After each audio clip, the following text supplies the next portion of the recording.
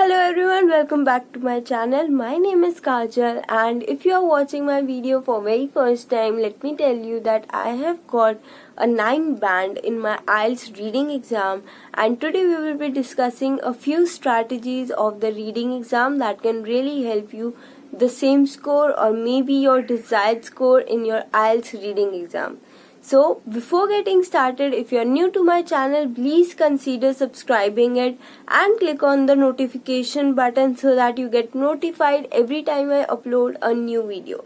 So without wasting any time, let's go ahead and see how basically you have to attempt your true, false or yes, no, not given questions. So let's not waste any time and get started. So you need to basically understand that there are some conditions that when your answer can be true, when it can be false, and when it can be not given.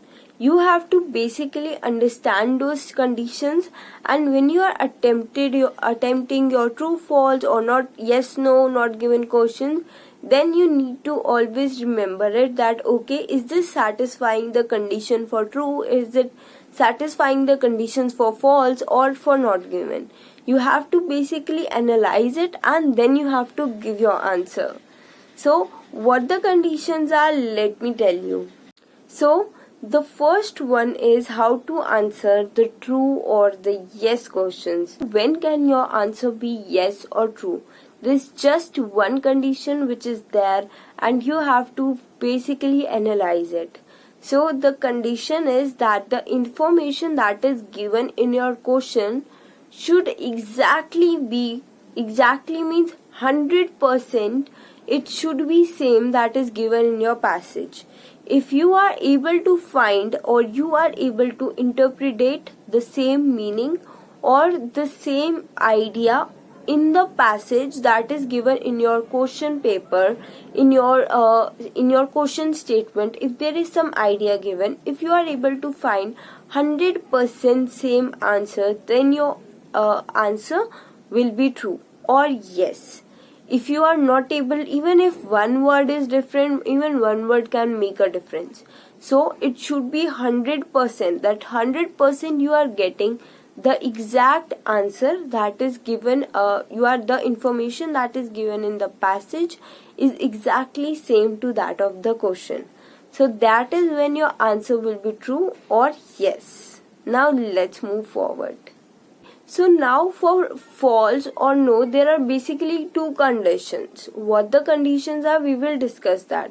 The first condition is that your meaning of the information that is given in your question paper is completely opposite to that given in your passage. Your passage and your questions, the information that is given in your passage and your question doesn't really match. It is something 100% opposite. If they are saying that I am going to north, the other passage or question is saying I am going to south. The difference is that much. It is completely opposite. So that is the first condition when your answer can be false or no. Now for false and no, the second condition is that there is some one word or maybe a phrase that makes the whole difference. For example, in the question paper they are saying, or in the question the examiner is saying that all the people of Chandigarh are rich, and when it comes to passage, they are saying most of the people of Chandigarh are rich. What do you interpret by that? Will the answer will be true or will it be false? They are saying all, they are saying most of them. It is when they say most of them, it doesn't cover everyone. They are saying that there can be some people also that are not so rich or who belong to poor class maybe, right? So that answer cannot be true. It will be false, right? So even a word can make the whole difference. That's why when we read true, the answer should completely match whatever the information is given. Lastly, coming to not given. Now let it be true, false or let it be yes, no, not given one is the most trickiest one. So there are basically three conditions now when your answer can be not given. The first condition out of it is that the information that is given in your question does not exist. That is the most common one, and most of the people get it also, that the information is not even given, that the subject or and the object that is mentioned in the sentence in the question is not mentioned even anywhere. If one of these is also missing, then the question will be not given. So this is the first condition. The second and third condition are similar. So the second condition is if half of your sentence is true. You read half sentence, you find that okay, this is true, but there is some phrase or there is some word that is basically not given. So your whole statement will be not given. You need to remember that if there is even some part, the slightest part that you think is not given or they are not talking about it in the passage, then your answer will be not given. The third condition is also similar, that you find that half of your statement is false, the information is completely opposite that is given in the passage, but then they are using some words or they are using some phrase that is basically that is not false, but they have not given it anywhere. So your answer will be not given. So if your half your sentence is true or false and half your sentence is not given, then your complete answer will be not given. So do not get confused in true, false, not given. This is the simplest way that how you have to do it. You have to check that which condition does it fulfill, and you have to definitely mark that one.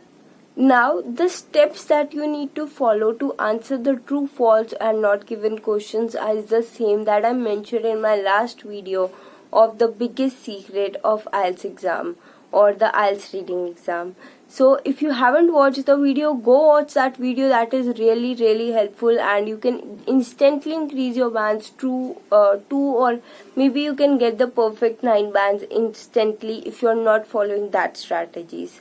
So you have to basically follow the same strategy that I mentioned in the end of that video for true, false, not given questions also, and you will be able to get all the answers correct every time.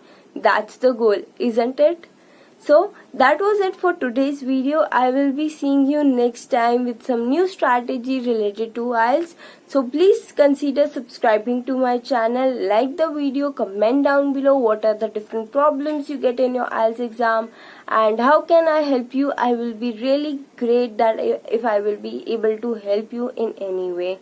And if you would like to take IELTS coaching from me, you can DM me on any of my social media handles, or you can send me an email stating that you are interested in taking coaching from me. I'm soon starting my next batch from 1st of October, and then I will see you next time. Thank you so much for watching it till the end. Please like the video, consider subscribing, and I will see you next time. Bye.